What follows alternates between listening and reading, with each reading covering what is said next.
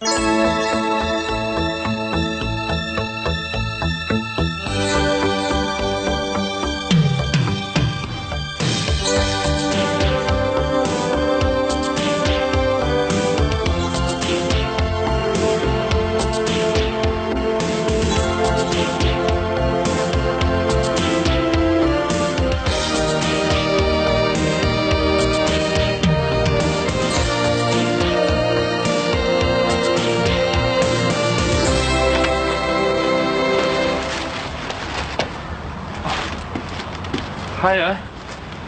Any news? Oh, hi. Yes, I spoke to Jackie earlier, but she said Lindsay wasn't in. Yeah, she just got in 10 minutes ago. Hang on. Linz! Mrs. Simmer wants a word. Call welfare woman been in touch then? That's right. Not bad news, is it? Only she's been on pins, you know. I can only really talk to Lindsay about it, I'm afraid. Hiya. Hi. Call welfare's been in touch.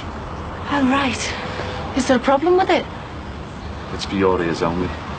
Hey, why don't you come round for a brew? I'll stick the kettle on. I'll come round. Go easy on the cheese. You could have saved some milk. I can't do nothing right these days. Been taking lessons off Katrina, have you? She was only trying to sort things out, you know. Pay you back some of the cash so you get off me case. Yeah, well, life isn't as simple as that. Yeah, well, maybe it should be, eh? Anyway, she was well upset. As upset as me and your mother were when we found out what you'd spent the money on. That was a totally different thing. Do you know how hard it was for her to come round here and offer it back? And all you could do was throw it back in her face. I never threw it back in her face. Yeah, well, you might as well have. That was a shame. Hey, you're the one who brought the shame in the house in the first place. It's only me. Oh, what's your mother doing home? Go and get a wash. She'll have a fit if she sees you making sarnies with hands like that. Hiya. What's up with sulky chaps? Oh, he's been having a go at me for not taking Katrina's money off her, so I had to go back at him. What are you doing home? Had a meeting to look forward to the savvy. Stuff, but it's there. Suppose it's better than working, having meetings all the time instead. Red, don't start. It's important. Any chance of a sarnie? Yeah, go ahead, dig in. Suppose you'll be home late, will you? Well, there's a good chance. Can I do anything? I only feel guilty for not having our tea on the table when we get home after a hard day's graft. In your dreams, Shadwell. It was awful speaking to my mum before. Still upset about her Beth. Well, she would be. It's 3 years since she died, isn't it? No. Just brings back all the memories about my dad and that. Listen, when I get back from Jackie's, let's get together for a chat. I'm okay, really, honest. All right, okay. How you doing? Okay, not bad. Kate's on her way to see Jackie, so have you got any messages you like passing on? No, I don't think so. Nothing special, really. She knows the place is in safe hands. Just tell her the profits are rolling in as they should. They should keep us smiling. Right then, I better get myself together. Your taxi to the station will be here in a minute. What's up? What's he doing? I only put those new prices up 5 minutes ago. He's doing what managers always do, doing things his own way. I wish Jackie had let me be in charge. Would have saved all this messing about. You can't just blame Jackie. It's Paddy Grant's business these days. He can bring in who he wants to run the place. I wish he'd have brought me in instead of one of his yes men. I thought you fancied him. Who said? Well, it isn't exactly not obvious. It's all the way you're looking at him. Just because I fancy him doesn't mean I have to like working for him. Just wish he'd let me make a few more decisions the way Jackie does. So seeing as you fancy him, you're going to ask him out? No way. Why not? Oh, anyway, I've turned him down once. Well, do you want me to tell him you've changed your mind? I'm old enough to tell him myself, thank you. Oh, Richard, you haven't been out with anyone in ages. You'd be old enough to retire before you'd have a date the way you're going. Behave, I'm not going to end up some old maid. Anyway, you can talk. Listen, Rach, everyone understands how you feel, you know. About your dad and then Christian. But where you mate me want you to have a life, and that includes having fellas. I can have whatever fella I want, whenever I want. And I've got no problem about my dad or Christian. Well, ask Bruno up then. He's obviously interested. Just go for it. See ya. Yeah, see ya. Send Jackie my best. Oh, thanks. There you go, girls. Tea up. Thanks. Right, leave you to it then, eh? Well, I don't mind my dad hearing what's been said. Are you sure? Oh, he is on my side in all of this. Okay, it's up to you. Well, one thing that's clear is that they seem quite happy that, basically, Kylie has a good relationship with both you and Gary. She didn't have much of a relationship with him when he disappeared. Well, that's as maybe. But from what the court welfare officer has seen, and from what Kylie said, that's the opinion she's formed. Meaning Gary's managed to con her. I don't know, he does it. This isn't just about what Gary said, remember? This includes Kylie's feelings and viewpoint and your own. I'm sorry. Go on. Well, what's central to the report is what the court welfare officer thinks is in Kylie's best interest. Basically, that she should maintain contact with her father. Typical, isn't it? The way the law works in this country. I know it's difficult, but I'm just letting you know how things stand on the current legislation. Well, I don't know who makes up the laws in this country, but they ought to be locked up themselves, I'm telling you that. Dad. So how do things stand now? Well, first there'll be a contact order set by the court. This is to establish how much time Kylie spends with her father and where and when that'll be. I'm not saying she should live with Gary. Well, they'll have to kick down the door to come and get her if they are. No, Mr. Stanley hasn't applied for a residence. The court will purely be ruling on contact. And that'll be the end of it then? More or less. Boy, if you wanted to move house, Mr. Stanley could apply to the court to stop you. So I can't even live where I want now? It wasn't Kylie who split from Gary, it was you. And the courts are bound by law to make sure that Kylie has the fullest opportunity for contact with both her natural parents. The law isn't there just to say where she lives and under what conditions. It's there to support her long-term emotional needs. The law is there to protect your daughter, not to punish you.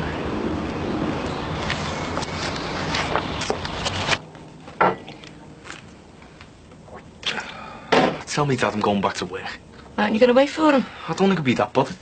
You two still not speaking to each other? Just about. What did Katrina have to say about what happened with your dad? Oh, plenty. Like what? Like about how ashamed she was. He may as well have just called her a slag and had done with it. He's good as did. Jason, have you tried thinking how this must all feel like from where he's standing? I'll do that when he starts taking into account how me and Katrina might feel. All he was worried about was where his precious money had gone. That's not true. He doesn't give a monkeys about how hard it was for us to go through. Now stop it. You know that's not true. Well, it sure looks like that from where we're standing. She's me girlfriend, Mum. I shouldn't have to put up with anyone treating her like that, even if he is me dad. So what did he say? He told her where she could stick her money. Hey, you, I heard that. I never said that at all, and you know I didn't. Look, it wasn't her who took the money in the first place, it was you, so it should be you paying it back. Right, there you go. That's all I've got on me, if you're so desperate for it. Oh, Jason, don't be so soft. You're lucky you've got a job in the first place. If this wasn't a family firm, the police would have been called in, you know.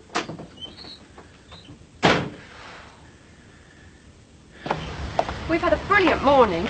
We've been to all the local radio stations and newspapers, and they all said they'll do a piece on Marcus's book when it comes out. They were really into the idea. I think Louise sold it to them pretty well. I'm going to make a sandwich. Do you want one? No, thanks. I've eaten. I'm due back at the office shortly. Cheese and cucumber, okay? Sounds great. Got to rush off, have you? What is this with your book? I mean, Louise has been raving on about it ever since she read it. She seems convinced it's going to change the world. Well, I never told her it would change the world. People change the world, not books. Anyway, it's still only in the draft stage. See, I wanted to find out what someone of her generation thought. She seems to really rate it. She should be preparing herself for college, remember? Not putting all her energies into the marketing of the thoughts of Chairman Marcus. A Love Affair Interrupted. Thank you. What kind of title is that for another book on eco-critique essays? Don't have such a closed mind about things. Look, can you remember what it's like being a child? You know, discovering things for the first time.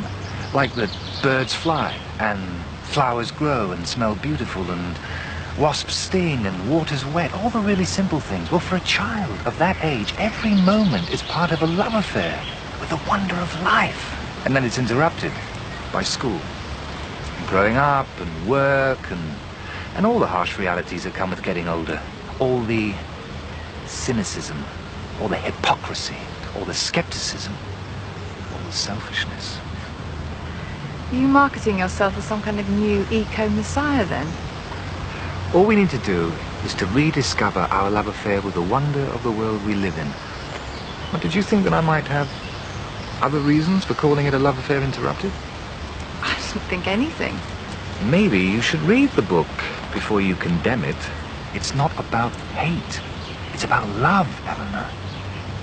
A lot of people know that you went to prison over a violent attack on a man. Some might find your claim to base your book on the concept of love a bit sickening. He was my mistake. But what's in the book is more fundamental than that. It's about growing up the way we did. Always being spoon-fed social behavior that stank. Being spoon-fed politics that stank. Scientific progress that stank. Growing up in the shadow of the mushroom clouds over Hiroshima. Watching students being gunned down at Kent State University. Watching Nixon napalm the Viet Cong. Why did all those things happen? Those and thousands of other crimes against humanity. But what's all this got to do with me reading your book? Well, the main thing my book is about people, like me and you, overcoming their fear. Of governments, of armies, of big companies, of powerful people. That's all it's about when it comes down to it. It's the fear in you and a million people like you that stops the world changing. And only when those million people and you start to overcome their fear, that's when things will change. You should read it. It's brilliant.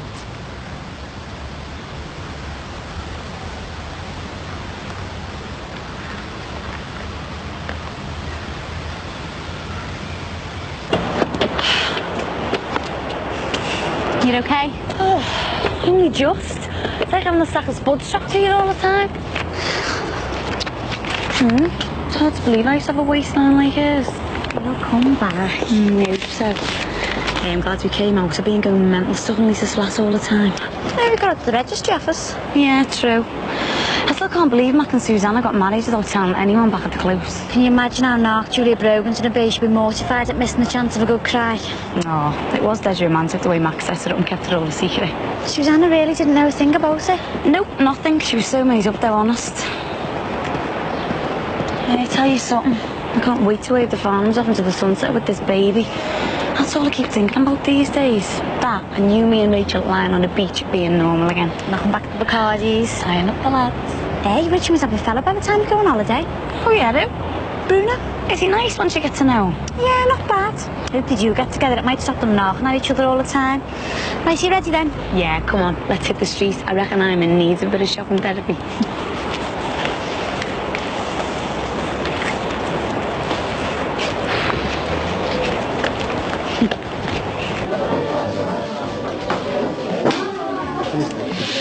Bruno?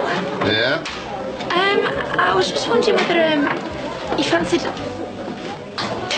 a coffee or something. Yeah, that'd be great. Thanks.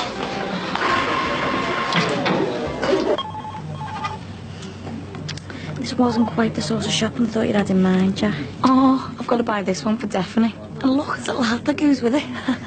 Well, will Max and Susanna be providing all the baby's clothes? Well, I don't care what they provide. This is going to be the first thing my baby wears after it's born. Oh, it's gorgeous.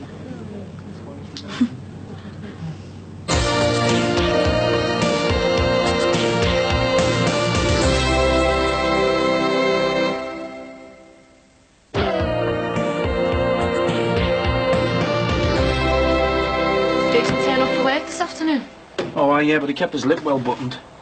Oh, Greg, we can't carry on like this. The last thing our Jason needs is us on his back all the time. After what he's been through, he needs us there to support him, not to judge him. Yeah, well, he should have thought of that before he got Katrina in trouble. Oh, come on. Never mind, come on. If it wasn't for Ollie Simpson, we'd never have known anything about all this. Because he didn't think he could trust us. And as for me mother, keeping secrets all around the place. Greg, have you heard yourself? It's no wonder no one will tell you anything private. They're scared in case you go through the roof or tear them to shreds. Some pasta on the stove, love. That's all right. I'm going to meet Katrina in a minute. Fair enough. Well, there's more for the girls when they get in. You will be in the nicer, won't you? Yeah, got my keys. Jace. Listen, if you're not having your tea at home, get yourself a pizza or something. And one for Katrina. So, I'll see you.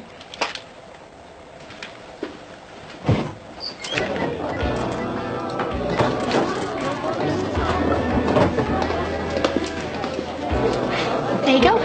Cheers, Rach. You really look after me, don't you? Oh, part of the service. Bruno? Uh-huh.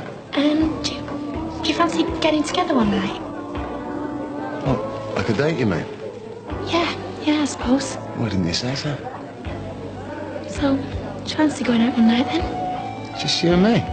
Yeah. Well, If we can get this place covered properly, I don't see why not. Don't sound too keen. I'm keen, yeah. I'm just a bit taken by surprise, that's all. So you had a real downer on me with me being brought in here over your head like. Doesn't mean we can't be friends though, does it? Great then. We'll have to work something out. Breathe in. And out. And relax. You're dragging me around all the coolest places in Chester today, aren't you? Hey, you're supposed to be my birth partner. You need to start cluing yourself into what's involved. I was hoping I could just turn up and hold your hand with my eyes shut. Well, it's been really nice seeing you. Been getting really bored some days. Yeah, well, you're bound to. You used to run around at 90 miles an hour all day. You're not used to doing nothing. Or being on my own. Yeah, you're never on your own these days. Not why you've got Junior inside you. Hey, thought I was going off my head yesterday. Suddenly realised I'd been talking to me tummy for about half an hour. Well, it was moving all around like it was getting itself comfortable. And I just started talking to it. Go away, what did she say? Well, I was talking about that new club idea I've had. Well, it's not exactly a new idea. It's been in my head for ages, but I'm normally so busy I haven't had time to think it through. What did Junior reckon to all this? Well, I got some very good advice from me, Tommy, thank you very much. We decided to talk it through with Barry, didn't we? I didn't know being pregnant sent you loopy. And Barry thought it was a sound idea. He even told me about some premises that might be for sale near Grant's in Christopher's Church Hall. Oh, fancy Junior not knowing about these premises. Could have saved you the cost of a phone call. So when's all this going to happen? A couple of months, probably. The vicar's gone off on a retreat. But apparently we'll have to wait for the church commissioners to make up their minds about selling the place in September anyway. And then there'll probably be an auction. I thought you were coming to Chester for a rest before the birth. It sounds like you're spending all your time wheeling and dealing. Hey, just because I'm pregnant doesn't mean my brain stopped working. I've got to do something to keep me sane. Jack, you know when you put that little baby grow before? Oh, yeah, wasn't it cute? Yeah. It's just that I thought you were supposed to give the baby to the farm straight away after it was born. And out. Well, more or less, yeah. So how come you're buying her clothes then? Well, I didn't want my baby wrapped up in some minty hospital sheet. The least I can do is buy her its first baby grow. I've got to give it the right kind of start in life, haven't I? Breathe in. Yeah, thanks again. Bye. Who was that? That's 3 chat show researchers on the trot, and they're all really keen to have Marcus on the telly when his book comes out. I've had a really productive afternoon.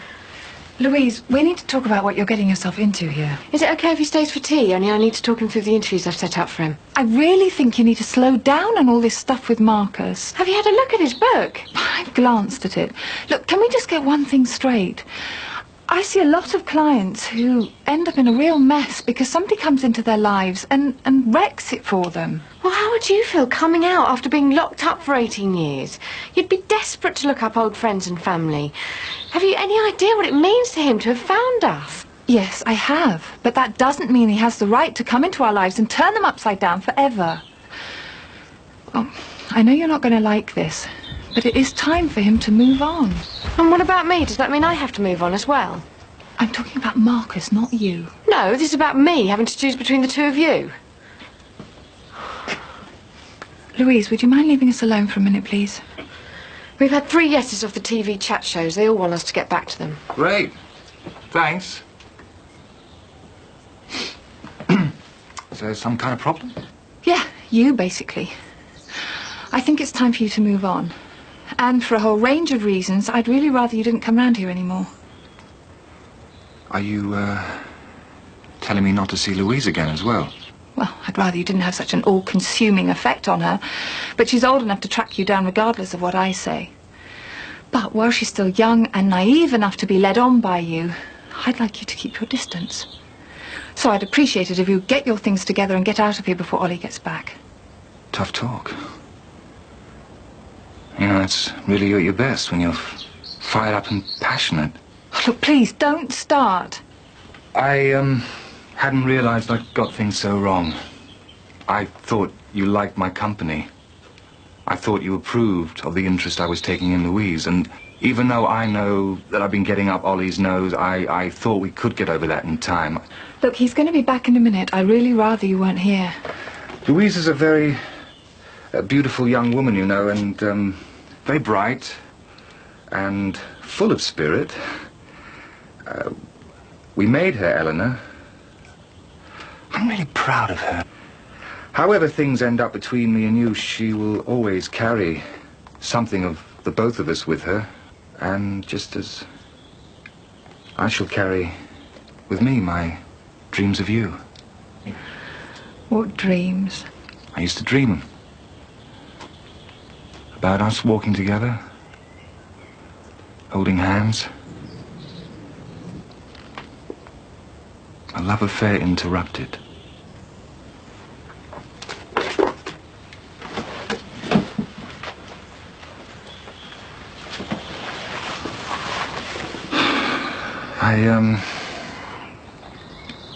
I really got it wrong, didn't I? So wrong.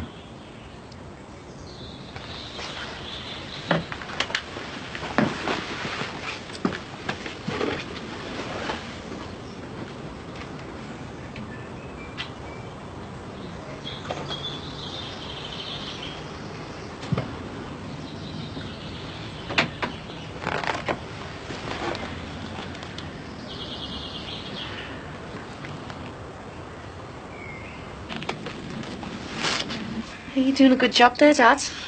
Yeah, well, if people were paying for housework, we'd be quids in, wouldn't we? Hey, any chance of some clean water, mate? Yeah, go on, help yourself. Just like the old days, isn't it? You blagging for clean water. Don't suppose you'd say no to a cup of tea, would you? Well, if you're offering, it'll give me the chance to take the weight off my ankle.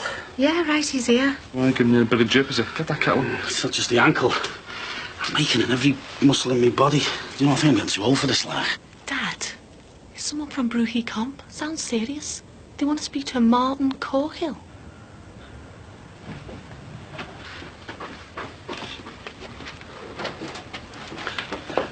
Hello? He had an interview there last week. Didn't get the job then. That's right, Mr. Thornton. Martin James Corkill. Jimmy to be friends. Oh, that's terrible news. That must have come as a big shock to everyone. How can I help? Yeah. Well, that's very kind of you to think of me, Mr. Thornton, you know, under the circumstances like. Yeah, it must be a particularly trying time for everyone. Absolutely, yeah. No, I mean, you know, if I can help out under the circumstances, you know, I'd be more than willing to step into the breach. Absolutely, yeah, absolutely. Oh, you call me as soon as you can. Yeah. Oh, and, Mr. Thornton, pass on my condolences to the family, will you? Yeah, thanks. Most kind. Bye. Yes! Dad, what's going on? I'll tell you what's going on.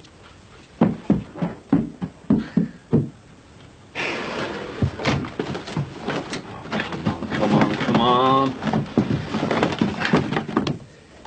Yes.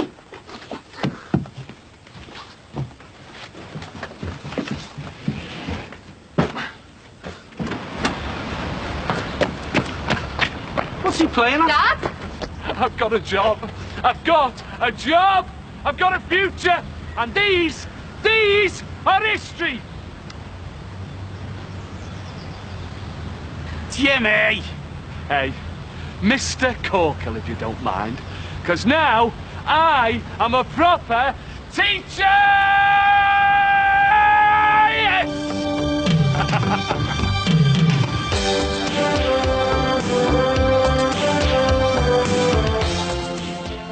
Flogging a bargain or a dead horse? Next on Ford Deals on Wheels puts the bangers through their paces to see if they're worth the metal they're made from.